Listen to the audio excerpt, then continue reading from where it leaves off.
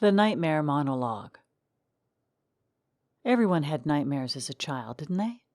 Where you'd cry out for Mom and cuddle your way back to sleep. Weren't your fears chased away by morning? But what happens when you grow and the terrors of nightfall should evaporate? What happens when you mature and your fears should deflate?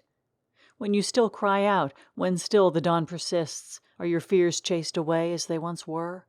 When still the darkness comes, who holds you then? When fatigue haunts your drifting eyes and hinders your every step, do you fear the night? When you cling to your surroundings to keep from stumbling, do your weary eyes fear the moment they can remain open no longer? What do you see in the dark when your eyes flutter closed?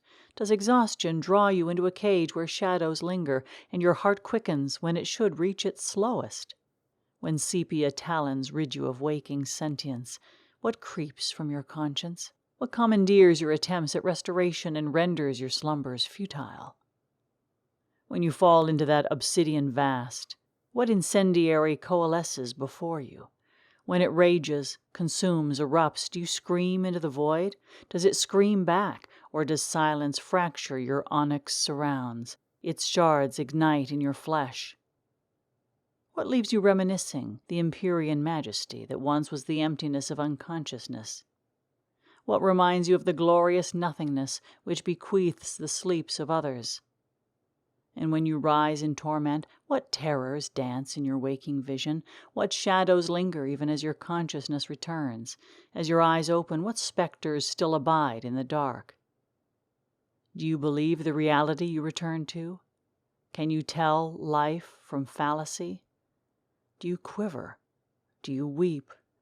How stiffly do you wipe what perspires on your brow, and how swiftly do you shove aside what bedding smothers you?